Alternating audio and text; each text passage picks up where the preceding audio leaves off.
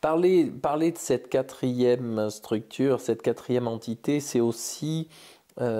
envisager qu'on se situe pas sur un versant névrotique, c'est-à-dire mature,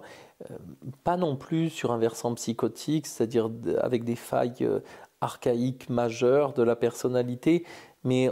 on est proche de l'archaïque dans les addictions. Et on retrouve un mode de fonctionnement, un mode de relation, de lien à l'autre, qui est davantage plus proche de l'expérience sensorielle, interactionnelle qu'on peut retrouver avec des nourrissons, que d'une expérience d'un adulte avec un autre adulte.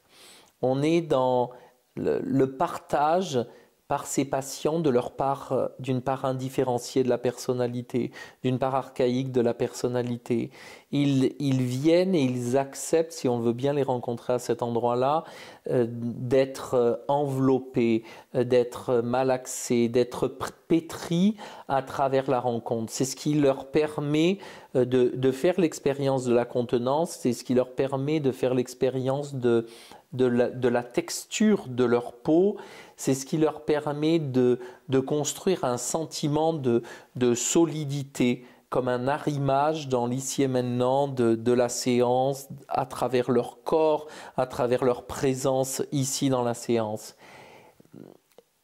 Et de fait, tout le travail qui serait davantage autour de la substance, le contrôle de la substance, l'abstinence de certains comportements, la tentative de régulation, de limitation, d'arrêt de consommation d'un produit, d'une pratique, les amène dans un mode de fonctionnement ou les pousse vers un mode de fonctionnement beaucoup trop élaboré,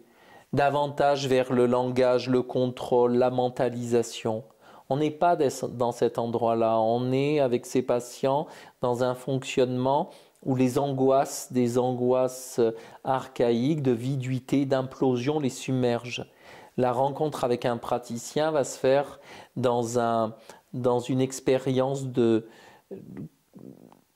fonction conteneur, nous dit Bion, c'est-à-dire de digestion, régulation, transformation de tout ce vécu turbulent qui est là présent chez ces patients. Et le travail qui leur est proposé, si c'est un travail trop élaboré, les confronte à un oui-non, à bien fait, mal fait, réussi, échoué. Réussite, échec, réussite, rechute.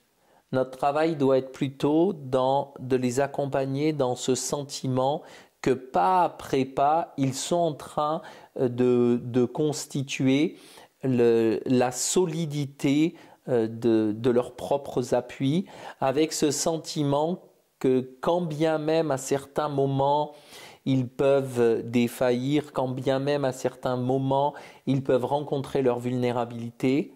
pour autant, leurs appuis deviennent de plus en plus stables, ce qui veut dire que leur futur s'éclaire davantage et que de nouvelles façons de s'y prendre, de nouvelles façons de vivre leur intériorité, de vivre leur rapport aux autres et leur rapport au monde sont en train de s'installer.